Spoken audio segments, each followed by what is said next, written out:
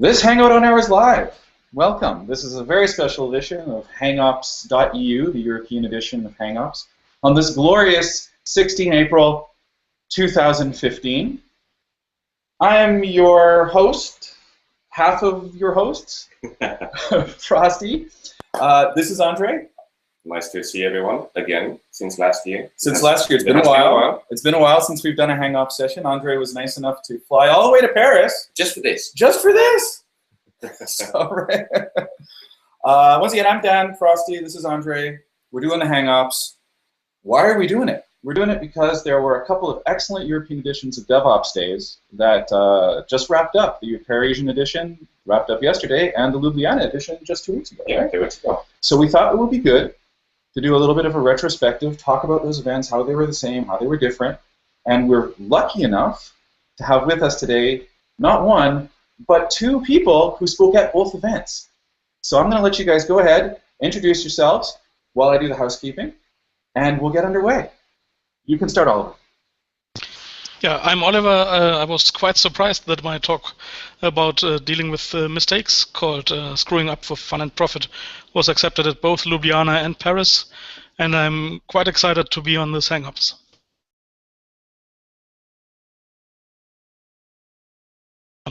Sorry, Sabine, would you go on?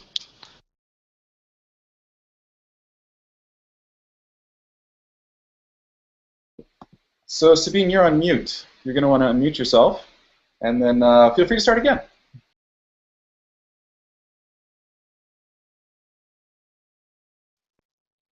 I think she's changing rooms. Actually, I think you mute when she was changing rooms. Is that possible?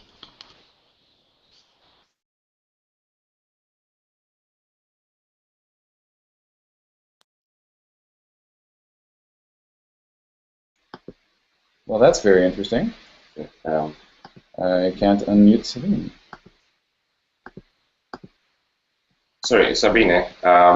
We're just trying to unmute you, but it doesn't work. Yeah. Do you want to try to unmute yourself? Unmute yourself. It's the little microphone sort of icon on the top of the Google Hangouts. I think she's not on the table right now. Wow, that's weird. Computers. All right, well, hopefully we can get that resolved. So it would be nice to have her be able to contribute to the conversation. Feel free, Sabine, to type in the group chat if you have any questions, or maybe we can try to figure this out collectively. Just the group chat that's on the side there. While we're trying to figure that out, we'll keep the conversation going. Oliver, you were at both, as we mentioned. You spoke at both. You had an interesting presentation. Why don't you tell us a little bit about what was the content of the presentation? What were you doing? Okay. So. Or we can just move right on to Sabine. Introduce yourself, Sabine, please. Now all the technical equipment seem to work. Yeah. Devopsdays, Ljubljana as well as Paris were pretty well. I was very surprised about all those nice people because I'm from the outside, and so I was a little bit afraid how I will be accepted, but it was great. I'm happy to hear that. It's an inclusive crowd, and that's one of the things that we really strive for. Speaking of inclusion, not everybody on the call introduced themselves. I believe we have somebody from the Slack channel. If you'd like to go ahead and introduce yourself, it's not mandatory, but you can say hi if you want to. Onar? Hi. This is Onur from Turkey. Right on, we're happy to have you. And also Steve actually just joined us. Steve spoke at the Parisian event just 2 days ago. So if Steve, if you're there, if you want to say hi. You can do it another time, that's fine. All right, I gotta tweet the link to the Twitters, which is where you tweet things, for the YouTube link. So, Oliver, if you'd like to maybe just do a brief overview of what your talk was about for people who unfortunately weren't able to attend either of the Devopsdays. Like me.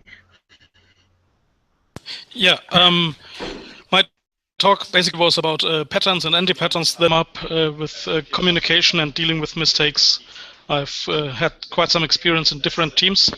Sorry, I'm in an office, there's some background noise. Quite some experience in different teams, and the same patterns emerge everywhere, and I talked about what anti-patterns are there and patterns you could replace them with. I'll post the slides hopefully today, latest tomorrow, and tweet about that. It was a really good talk. I think honestly, Oliver's being a little bit humble. There's a lot of information to unpack there. Honestly, it wasn't just about anti-patterns, and I'm pretty sure was Ljubljana recorded. It was. Recorded. The videos are already up, so everyone can go and see it. I've actually seen both because I was obviously in Ljubljana, and the content, like for both Sabine and Oliver, was slightly different. So it will be great to see the comparison in videos. But Ljubljana is already online, so. Perfect. And is it easy to find? Yeah, it's on Vimeo. It's on Vimeo. It's on Devopsdays Vimeo. Devopsdays Vimeo. So go check out. You can watch it. Anybody, I highly suggest that you do. For the Parisian event, that was all recorded too. Daily Motion hooked us up. I don't know if they're available online yet. I'm going to look into that. But you're right. I think it'd be cool to see both and see how they sort of compare. Speaking of comparing, Sabine, why don't you tell us a little bit about what your talk was about? And we can start talking about how they were the same, how they were different between the two editions.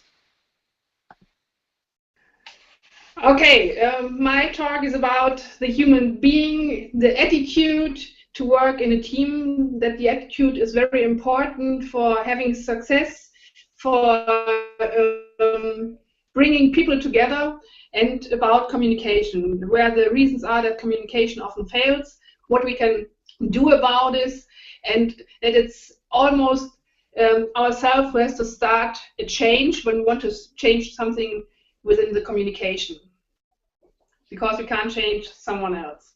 And that bringing people together had a lot to do with coming out of your personal comfort zone and see what magic things can happen outside this comfort zone. One of the activities that we did at DevOps Days was we tried to get people to tweet about things that they were learning about. As part of a little game, we do a little giveaway. It's fun, social media stuff.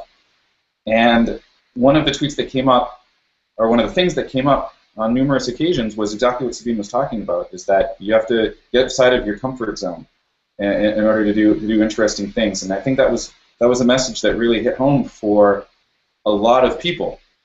And it seems so simple when you say it out loud. You're like, oh, of course you have to get outside your comfort zone. But until you give them permission, right? Even if it's just some random person on stage, until you're given the permission to do that, it's not always so evident. So that's key, I think. The open space format at DevOps Days sort of helps with that, because everyone gets to contribute. And just by attending the conference, you are stepping out of your comfort zone if you're, for example, an introvert. But also participating in open space helps with that. It's true. Did either of you attend any of the open space sessions? Want to talk about? Yes, one open space session that really stuck in my mind was the last one at Ljubljana, where we did exactly that. We stepped out of the comfort zone, everyone in a circle, so really everyone talked about the biggest or perhaps most interesting fuck-up they made during their career, and it was really interesting, and everyone shared, and obviously it's not comfortable to talk about one's own mistakes, but you can learn so much if you do that. Right on, that's excellent, and that's good feedback. Sabine, did you have a chance to participate in any of the open sessions?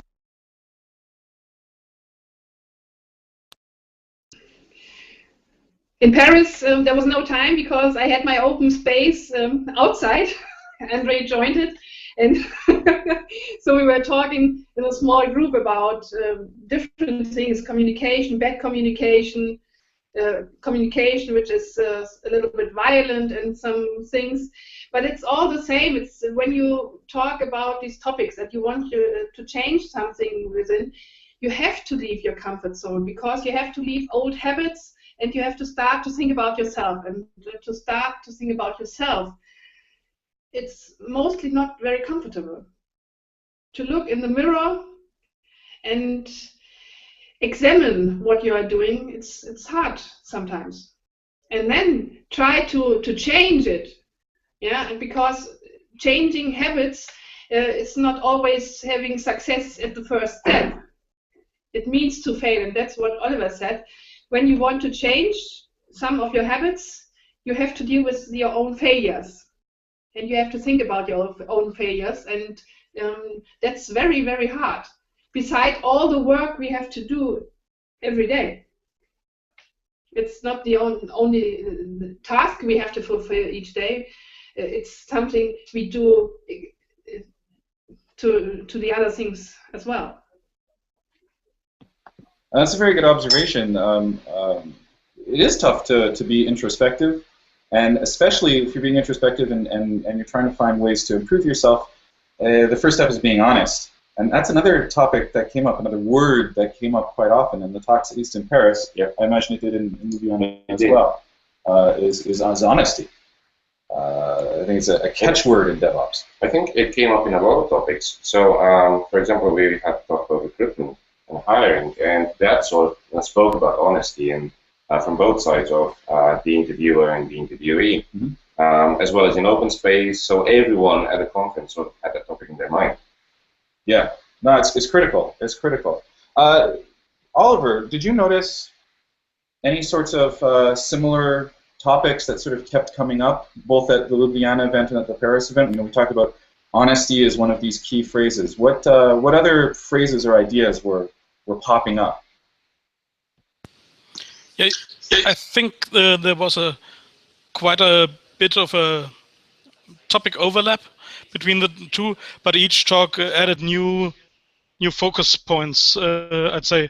So then the talk yesterday in Paris about this biases, cognitive biases, was something. These biases came up in Ljubljana as well, but only as a side note, and there we had more focus on it. But communication in various forms and dealing with failure in different forms as well were topics that came up in Ljubljana and in Paris all the time. And I think DevOps is really about dealing with these things and about learning and sharing. This is the core of DevOps for me. Well, in fact, I guess that about hits the nail on the head, right? It does. Learning and sharing. I mean, we're done, we're good. We're DevOps certified. It's problem solved. I wish. If only it were so easy. Sabine, same question. Did you notice any sorts of recurring themes or ideas that kept coming up in both of the editions?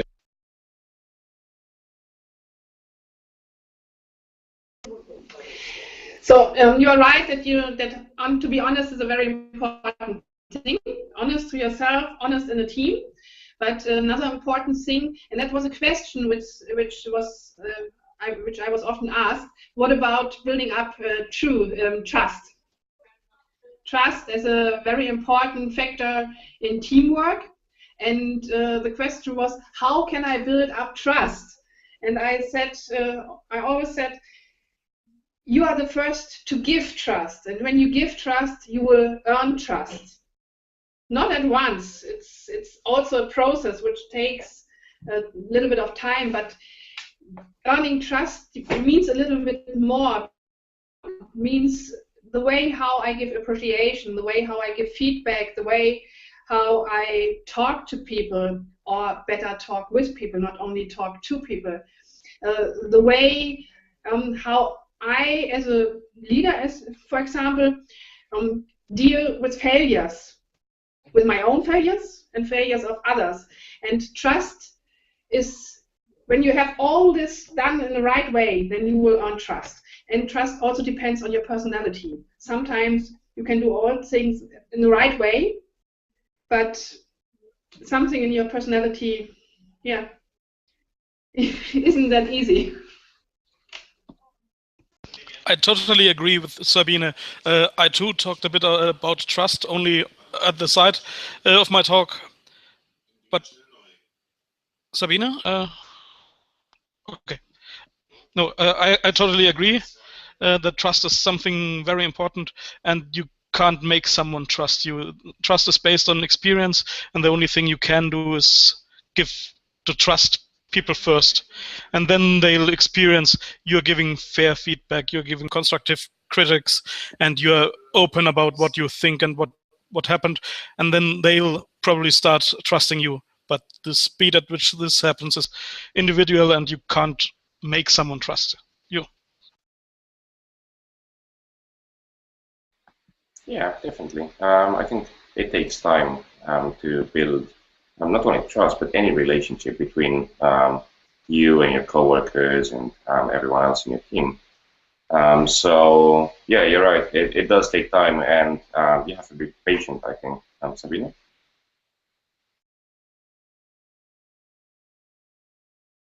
Can you please repeat, because I didn't get all what you said? Yeah, so I was just saying that it takes time to build this trust between you and your coworkers and your team, and it's like any other relationship, you have to work at it, and both sides have to be involved for it to actually happen.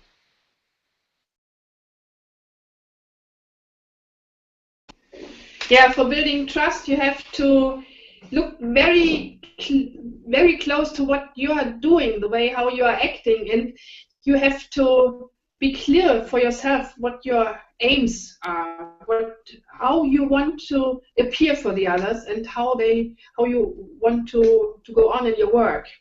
And that's, I think, one very important point is your own attitude. What do I really want? How do I see the others? And what is the reason why we are together?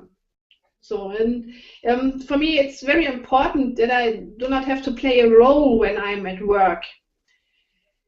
I must live what I want. That's actually very interesting, what you just said about asking a question of why we're together.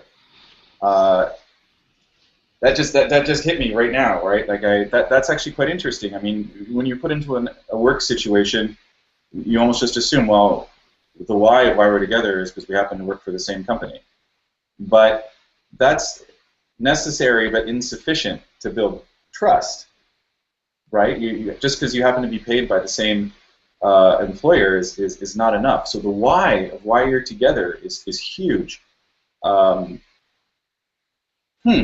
That's a thinker.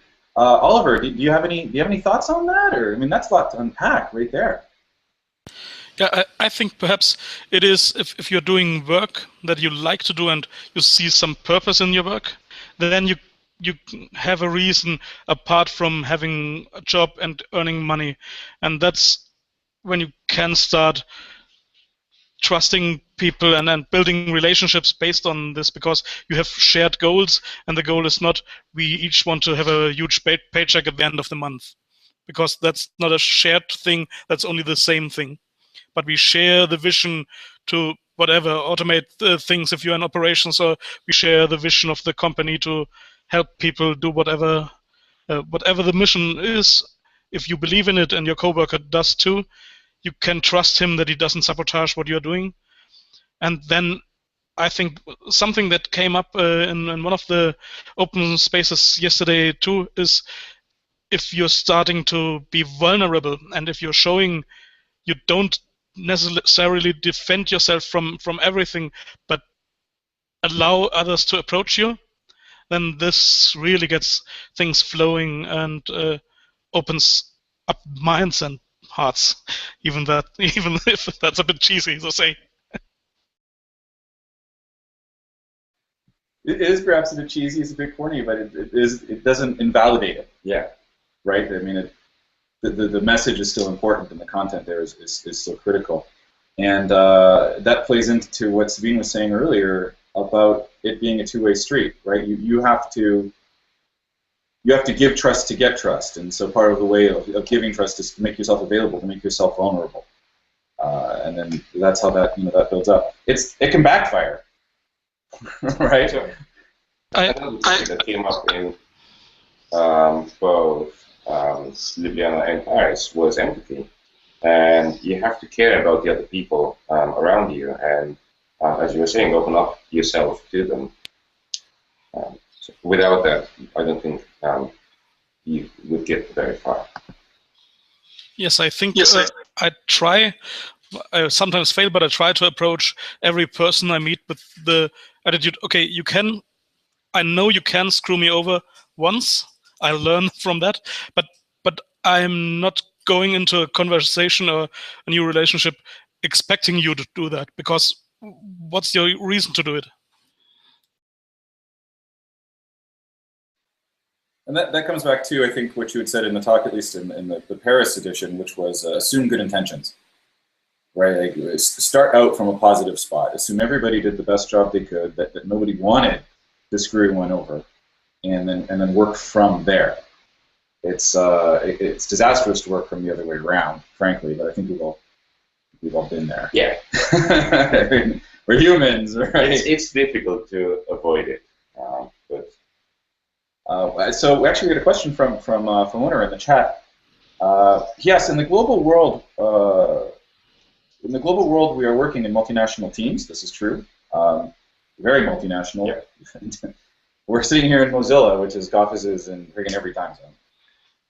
Different races, teams, different genders, different colors, different, whatever, right? So people coming from a variety of different backgrounds, perspectives, places. What do these differences have on trust? It's sort of, we don't want to talk about, it's a different color, we're not supposed to talk about that, but at the end of the day, different people have different perspectives, come with a different set of social mores, come with a different set of expectations. How does that play into this trust scenario? Or does it play into this trust scenario? And how can we overcome some of these biases that might make it difficult to trust? Thoughts?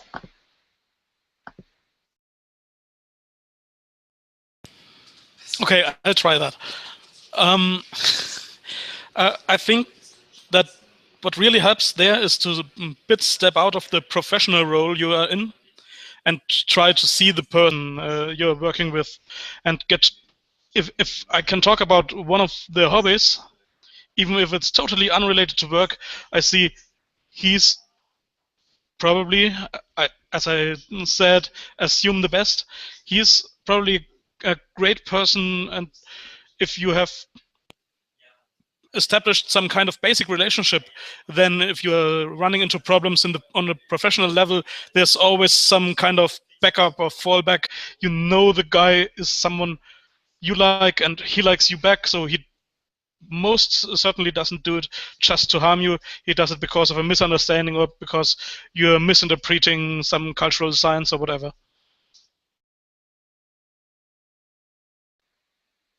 You have anything to add there, Sebi? Or anyone else on the chat for that matter? Okay, I don't know why it's so important from which culture someone comes from when we are sharing one vision. And I think that's one thing, when we are clear about that we are sharing one vision, that we have one shared goal, and it doesn't depend where someone comes from. And concerning the different points of view, I think all those different points of view are the great opportunity to bring us to our goal faster than always looking from one point of view. So I think diversity is a big opportunity. And I think we should not think about, oh, he's different, how can I deal with him? But we should think, yes, he's different, here's another point of view, let's talk about it. That would be great.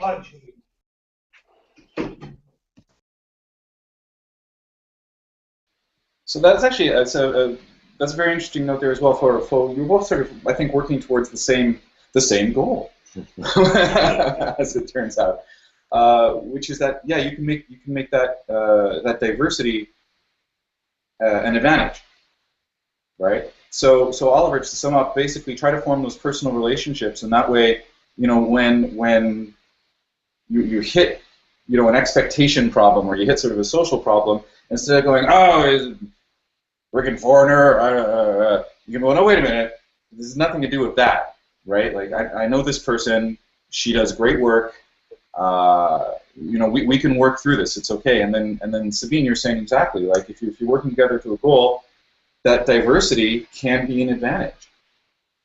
Bringing those different perspectives, bringing those different ideas, and turn that on its head. Instead of saying this is going to stop us from working, saying this is going to add to what we're doing. So, well, I feel like a hug right about now. That's really nice. Can I add something to that?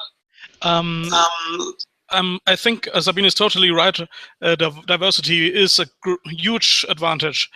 But at the same time, I think we can't forget that biases do exist.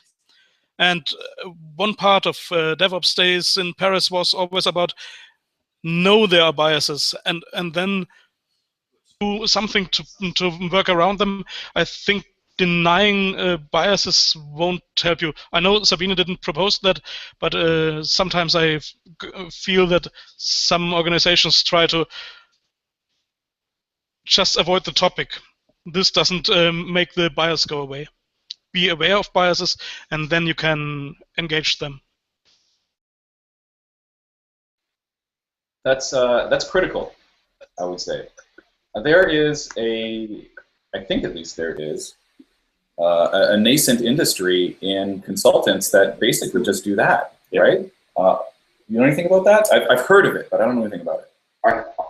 I also don't know a lot about it, but there is definitely this, I wouldn't call it niche, but sort of career, I suppose. There's a sort of type of work that we do where they help with this. Does anyone else on the chat know more about this? It's okay if you don't. I'm just curious.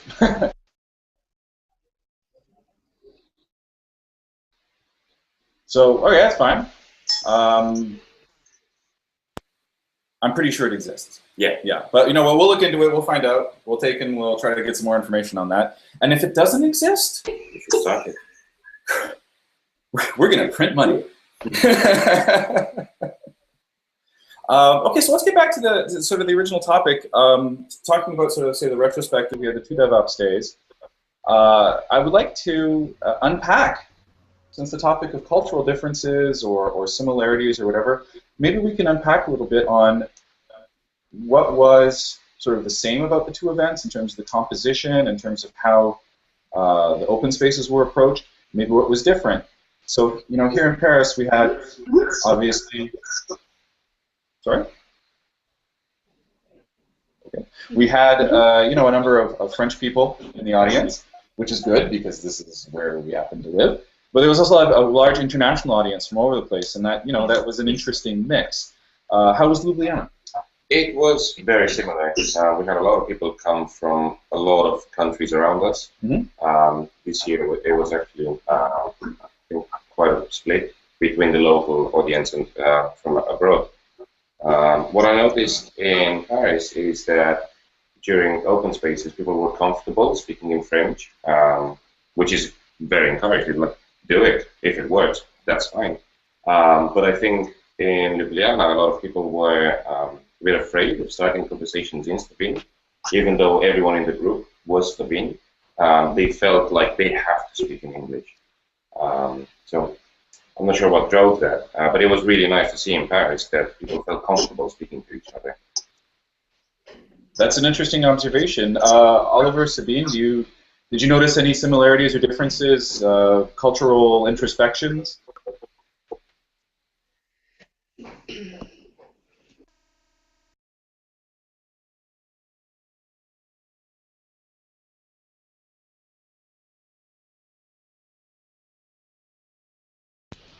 Sabine, you are muted for me again.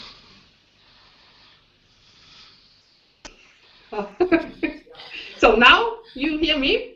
I do. Great. So at Ljubljana, one of the most important topics around all those talks was hiring hiring people, how do we get the right stuff.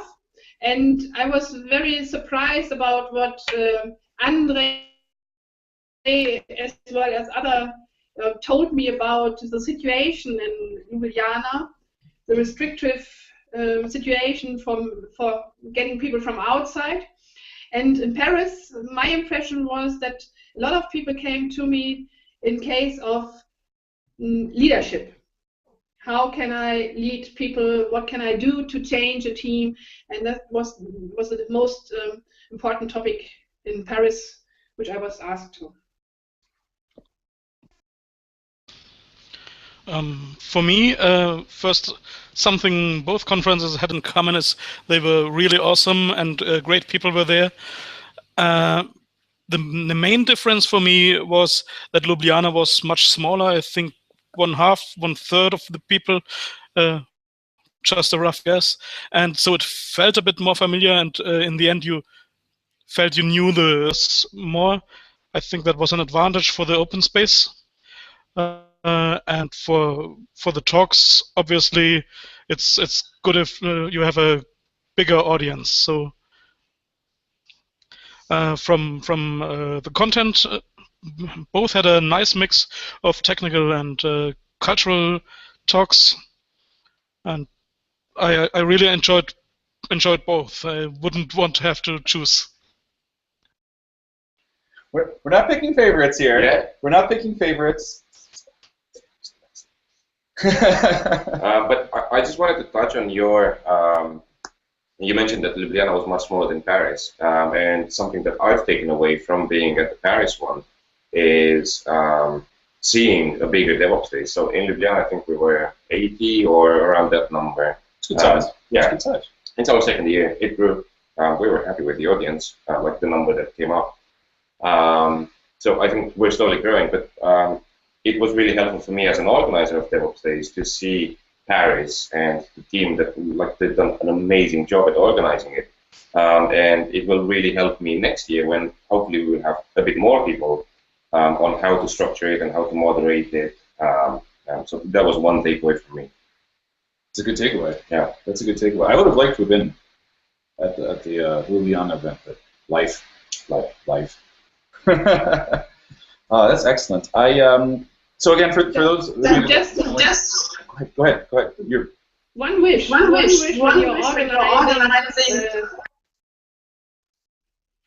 you're organizing the next DevOps Days.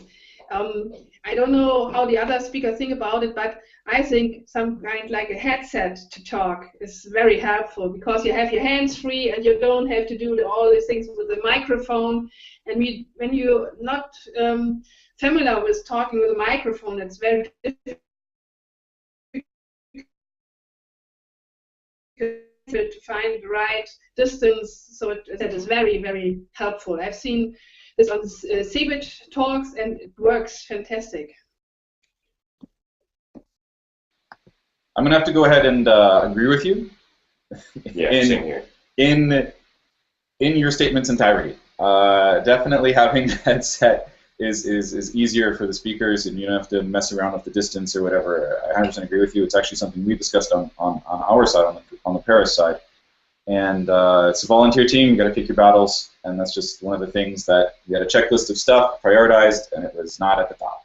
So we actually had the option from the team that was doing the recording of the conference to actually have the headset, but we decided to go against it and go for this sound microphone because it would take so much time to switch speakers and move the headset around.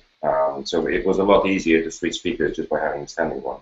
That's a good observation. It is easier to just hand microphones back and forth. Yeah, it does help to keep things moving. Well, I guess if you have multiple headsets, you could prime people ahead of time. But it's a good observation. So we'll try to do it for the next year's, I guess. Assuming we do it on next year. Well, it has to be a certain amount of time that goes by to let your brain forget how hard it was before you decide, oh yeah, let's do another DevOps Days. That's a good idea. I hope you do. Thank you. I hope we do too. have any of you been to the other have been to other DevOps days other than these two in the past? No, unfortunately not. So I'm happy that you made it to these ones. Yeah. That's huge. Welcome. Yeah. Actually, so this is interesting observation. At the event, the Parisian event, I opened up the show and I asked, show of hands, who here is their first DevOps days? And it was a sea of hands. Yep. Just a sea of hands. And I've never seen that before at a DevOps days event. Normally it's a third to a half new people. Maybe at a place where there's never been a DevOps days before, it's 2/3 new people, but you've always got people who've been to one somewhere else. This time it was the same for us. 90%? Yeah, like the entire room was like, I've never been to one. It's incredible. But in Ljubljana as well, so this was our second year, and you would expect that at least some of the people from last year would come. Mm-hmm. But again, like I think more than 80% of the audience were like, I have never been. That's a good thing. Yeah, That's totally. a very good thing. So, yeah, introducing new people to yeah, what it's all about. That's very strong. Sabine, Oliver, what did you take away from the events? I mean, obviously you had an opportunity to speak, you participate in the open sessions, and we were talking about content. But tweet your learnings. Let's do a little live tweeting with our mouths on video. What did you walk away from Ljubljana or Paris or both with? What I take away from me is that I really like to work with people from IT, especially DevOps, and it's what I thought before. You can communicate. So sorry that I say that, because I always hear, no, people from IT can't communicate, they don't like to deal with other people. That's not true. You do, and I felt very well between all those people from IT, all those techies. It was a great experience. I think better than in other business groups. It was great, really great. And I'm looking forward to work on with people from IT.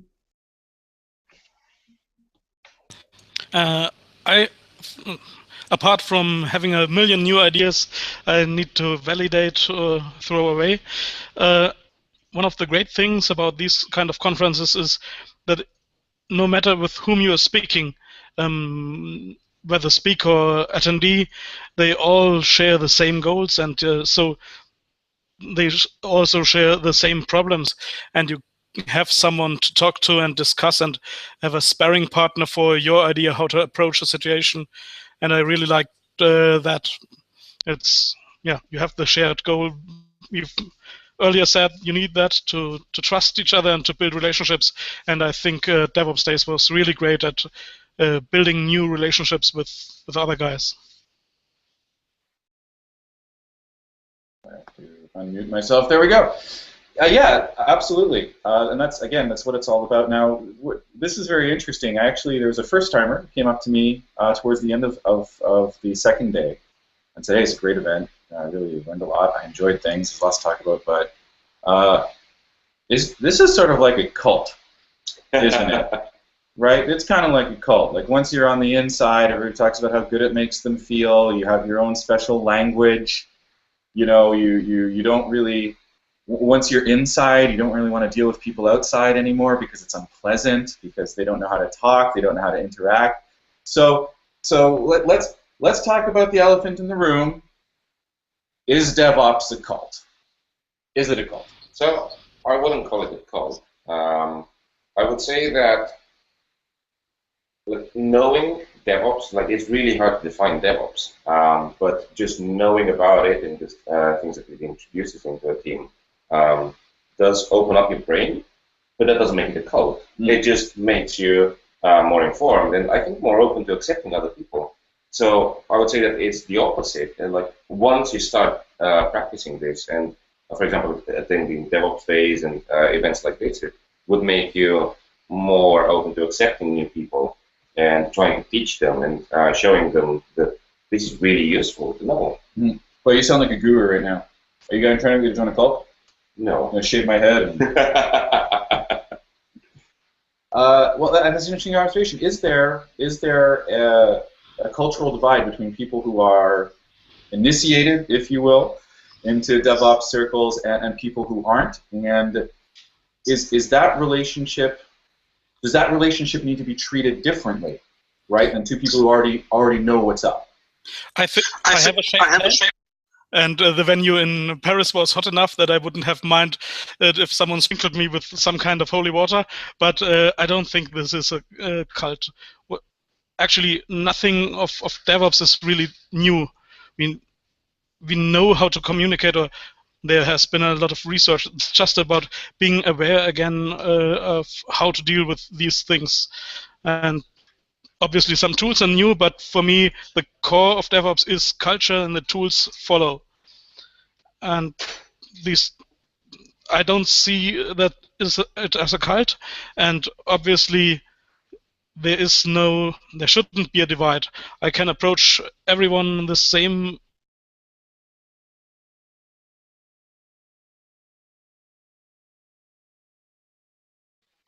DevOps or believes in it too, then you have some common ground that makes it perhaps easier.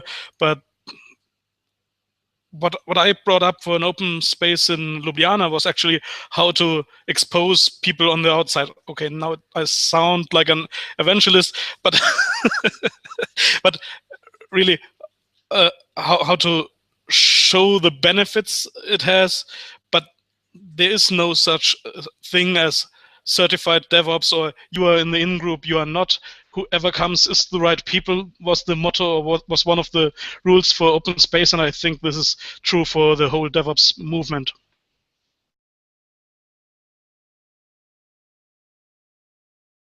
So we're agreed it's not a cult.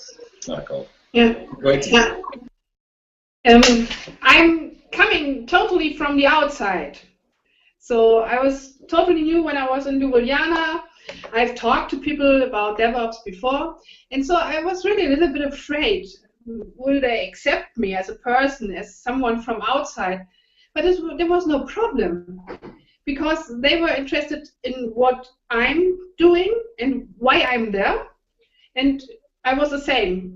It's okay, and it was the same in Paris, and I didn't feel to be different or not well. It's an idea of people to work together, and how you do this in your own company, your own team, and your own daily work depends on the demands and the own goals to reach. And so I think that's a little bit the problem, why people, because you can't say this is DevOps. DevOps could be like this, but it could be a lot more or something less or whatever, because when you ask people what is DevOps in your company, you ask 10 people and you will get at least 10 different explanations of it. And so for some people it's very hard to define and to come close to it. But I think it's the big opportunity of DevOps as an idea, as a basic idea, and you have to build up your house on this basic idea and work with it.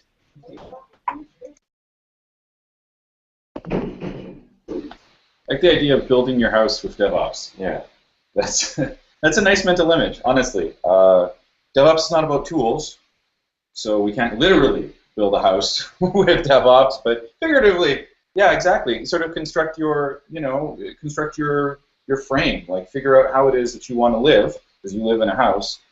Sort of, I like that actually. It's an interesting metaphor. I think that there's something to unpack there. Potential Ignite talk. Maybe. Build your house with DevOps. Yeah.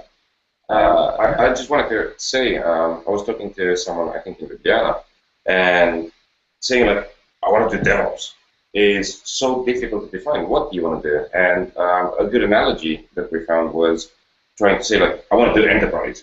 What does that mean? Like, yeah, we know that you've got waterfall, but there's so many things that are under these words that it's hard to define. Just a lot of baggage. Yeah. A lot of baggage. Oh, it's good. It's good. Right on. So we are actually creeping up towards the top of the hour. There's still lots of stuff to talk about, but generally towards the end of the hang-up sessions, we like to sort of open up the floor if anybody has anything that they want to bring up specifically. So if you had any topics that you wanted to air out, it's not quite Festivus. We're not going to do the airing of grievances, but if you have particular topics and things that you wanted to poke at with the stick, now's the time. This is also a good time if you've got something that you like to promote. You got a book coming out, you got an event of your own, you got some software, or that you want to promote that someone else is doing. So this is sort of an opportunity to just get it out there in front of an audience if there's something that you'd like to let the community know about. And this is for everybody, not just Oliver and Sabine. We have some other people on the call. Feel free to jump in, guys. They try. Brilliant. Oliver, you look like a man with something on his mind. Care to share? I really would like everyone on the call who wasn't at one of these DevOps conferences, find the next one near you, go there. It will be amazing. I'm so glad I was there, and I definitely will be there next year.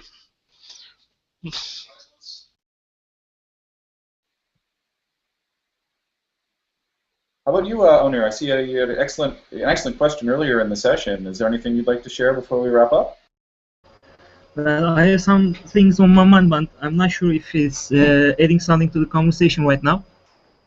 I'm thinking of how DevOps is applied to smaller size companies like startups or old-fashioned companies, and this is something to discuss right now. I think we have some enterprise DevOps conferences like that, but we don't have any this kind of old-fashioned ones.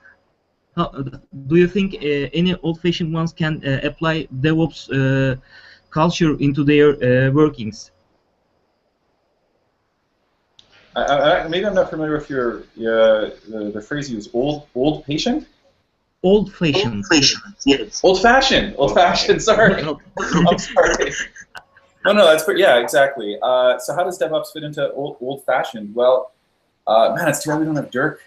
I know. On the call. I was just thinking about that. Once the videos for Paris go up, you should watch the talk by Dirk, because he was explaining. Dirk Lehmann? So. Dirk Lemon, but it's German, so I'm messing up the name. Dirk Lemon. But he had a really good talk about just this, like how they do DevOps at SAP. And I'm like, it's SAP. Yeah. I was like, there's no way to do it, but they are. This is old-fashioned, but this is not a smaller company. It's a big enterprise. I have seen. Yeah. What's an example of an old-fashioned company?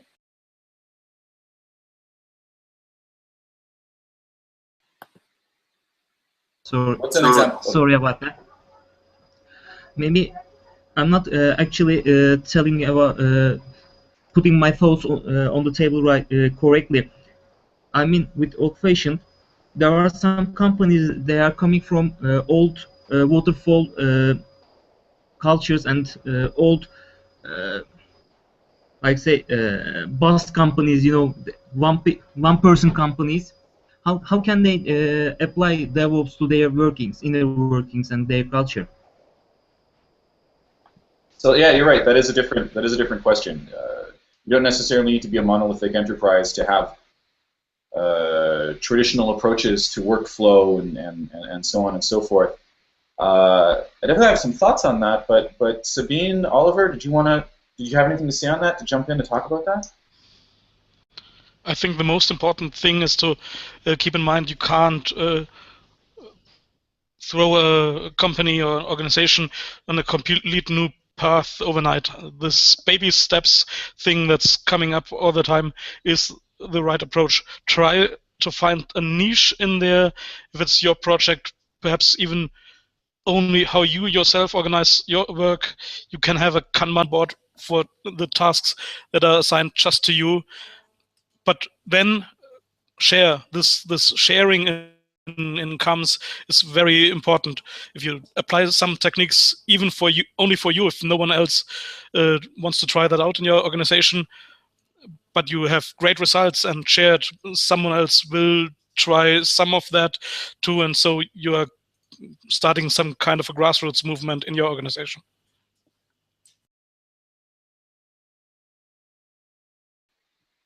Would you have anything to add, Sabine, or it's no obligation?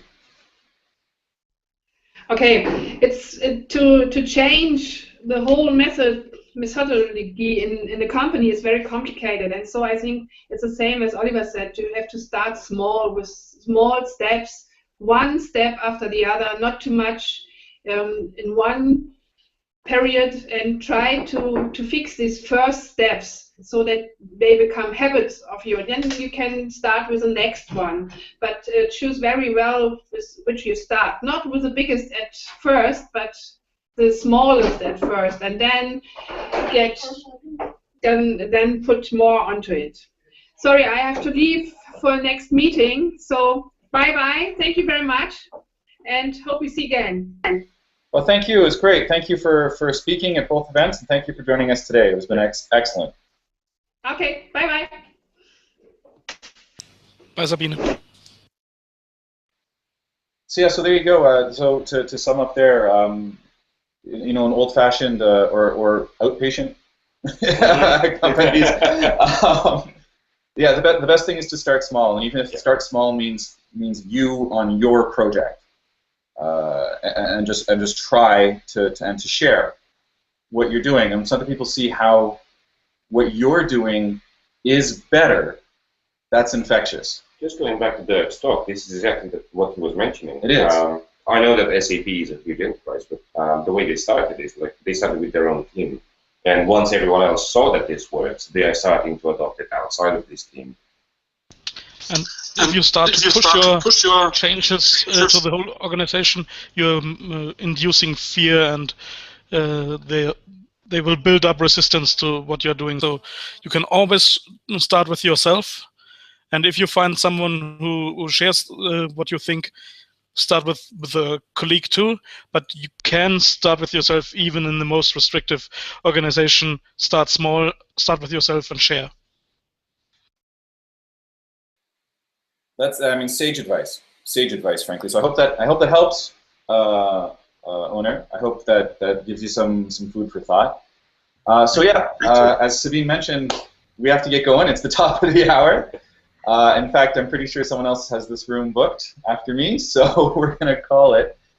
Thank you, Sabine, who's no longer here, of course. Thank you, Oliver. Thank you, owner, and thank you, the other person who's hanging out in the chat. I don't actually see your name, for joining us today.